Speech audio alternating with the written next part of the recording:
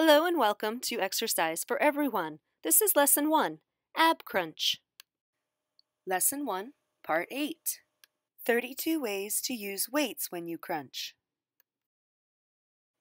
You can use all kinds of weights for adding resistance to your crunches. Barbells, dumbbells, body bars, Pilates weights, plate weights, medicine balls, kettlebells, etc.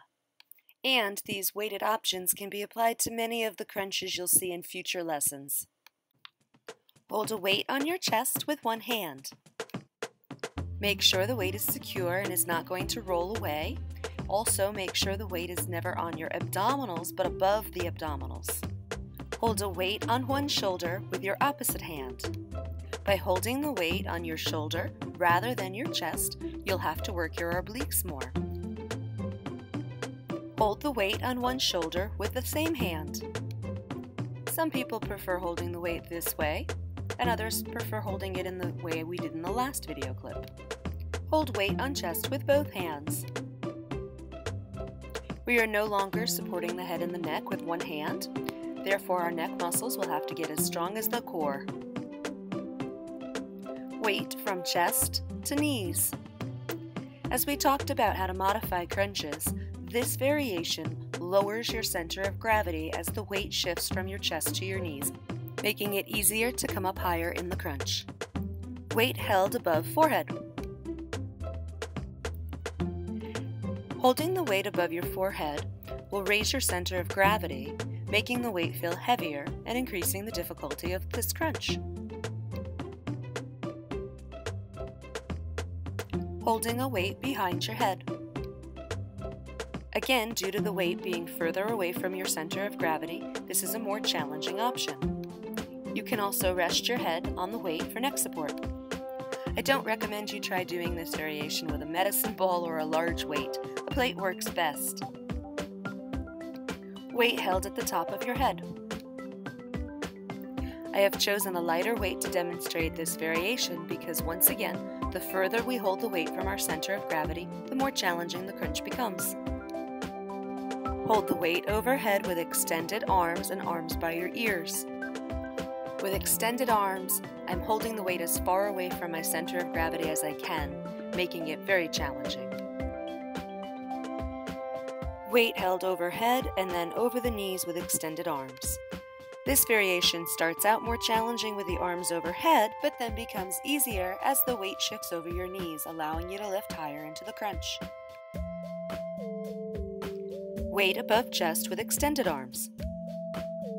One of the challenges here becomes not allowing your arms to shift towards your knees, but rather keeping them exactly over your chest. Chest press with a crunch.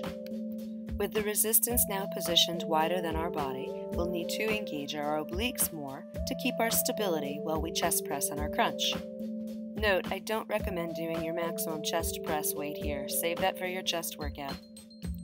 Chest press arms as you release from the crunch. This is a fun one. It takes a lot more coordination. You also get a fuller range of motion and a gentle stretch through your chest as your elbows can come down past the level of your body. Crunch with chest press weight toss. Try and keep the ball over your chest. Don't toss it over your face or your knees. Also, catch the ball at the peak of the crunch, not after you've already gotten your shoulders to the floor. My Pilates ball works great for this one. You could also use a medicine ball. Crunch with chest press weight pass from hand to hand. Increase your coordination and offset your balance by passing the ball from hand to hand while doing a basic chest press movement. Crunch with chest press weight toss from hand to hand. Please only try this variation with a lightweight ball that can fit in the size of your hand, not something too large or too heavy. Chest fly with a crunch. Again, anytime we extend our arms wider than our center of gravity, it's going to make our oblique muscles be challenged more. This is about the abs, not the chest, so again, keep the weights light. Chest fly on the release of the crunch.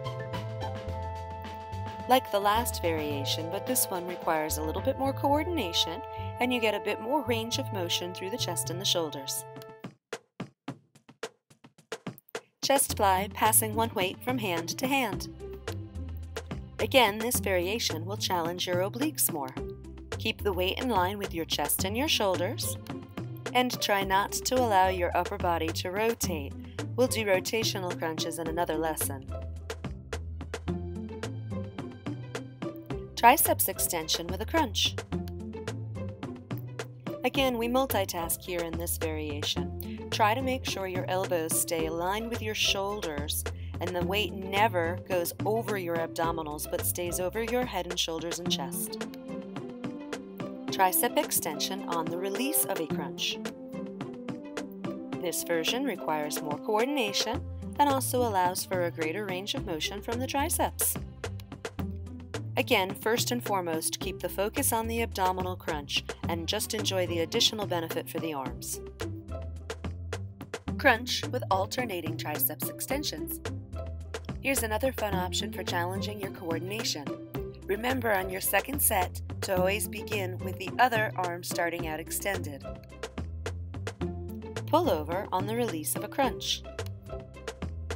In this variation, we reach the most challenging point of the crunch simultaneously with the most challenging point of the arms. Keep the weights light and don't overextend the shoulders. Circling weight from chest to above knees.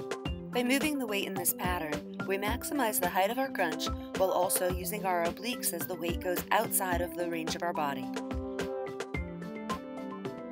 Circling weight from overhead to above knees. And as we extend our arms out further, the weight goes further away from our center of gravity, again increasing the challenge a little bit more than the crunch you just saw before this one. Passing weight behind one extended leg from chest. In the next 6 crunches, we'll use our legs as an obstacle to pass the ball around. This will make us have to crunch higher and making it harder, of course. Passing weight around our leg from overhead. We want to keep the extended leg as still as possible, making it an obstacle to reach around. This will require our lower abdominal muscles to provide the leg more stability. Passing weight behind extended legs from chest. In all 6 of these crunches, try to keep your heels directly over your hips. Passing weight behind extended legs from overhead. If you have tight hamstrings, or if your lower back is feeling a little strain, you can bend your knees slightly in any of these options. Circling weight from chest between extended legs in a figure 8. It's hard to see here in this angle, but my legs are slightly apart, about hip width wide, and I'm passing the ball between and around each leg individually. Circling weight from overhead around extended legs in a figure 8. And we finish this lesson with a variation that requires a lot of control and stability, as well as coordination, flexibility, and strength. Thanks for watching! In part 9 of lesson 1, we'll hold an abdominal crunch and use weights.